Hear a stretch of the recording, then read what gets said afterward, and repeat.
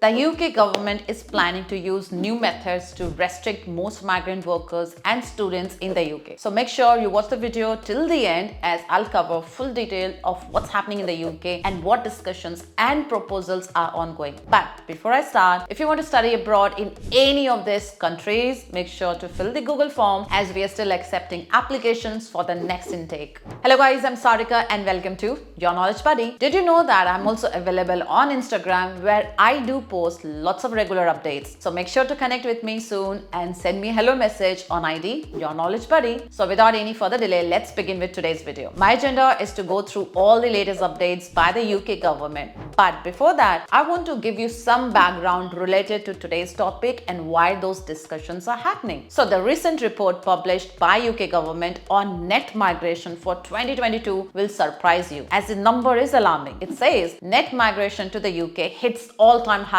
in 2022. You can read the summary from the screen. Let me just highlight few points which are important to my audience. Students accounted for the largest group of non-EU migrants in 2022, but there has been an increase in workers arriving with visas to fill chronic staff shortages in NHS and social care as per the ONS data. The majority of the 1.2 million arrivals were from countries outside the European, which was 968,000. The revised figures for 2022 shows net migration to the UK was 745,000. The new figures for 12 months to June 2023 show net migration at 672,000, which indicates downward trend, meaning slowing of immigration. More details can be seen from the graph. Now, after the UK left the European Union, people from other countries started coming to the UK more often. In fact, in 2022, more people came to the UK than left, but that number has started to go down now. The ONS doesn't know yet if this is a trend or if the number will go up again. Some people in the UK worry that if more people come to live here, it will make it harder for British people to find jobs and get paid as much. So, what is UK government doing about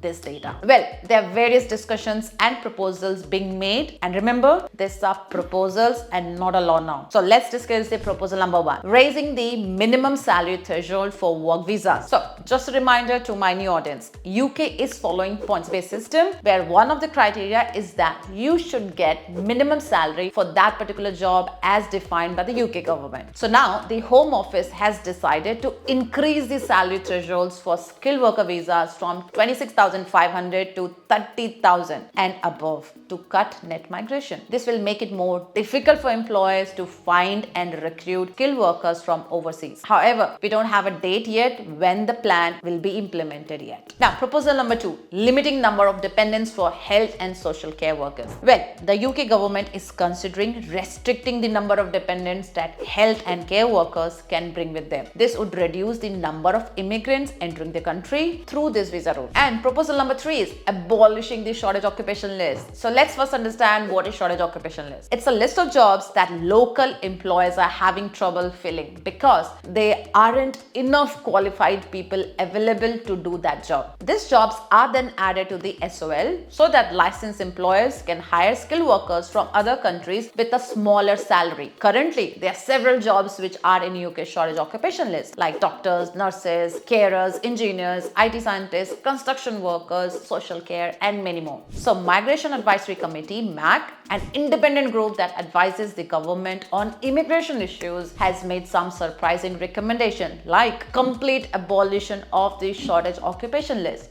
due to exploitation of carers in care home, which is rising day by day. They think if they abolish the shortage occupation list, employers cannot hire any more cheap labor, and hence they will be forced to pay same salary as they do to the local British people. So that's all for today's video. But before I conclude today's video, let me tell you that there is mixed feeling with the general public here. Like few people think if UK government takes such steps, it will result in labor shortage, and few think it's a good step towards controlling immigration. Few also think that making it more expensive for companies to hire workers from countries could hurt the UK economy and make it harder for people from different backgrounds or countries to find jobs. The UK government's decision to raise the salary requirements for skilled workers and limiting the number of family members they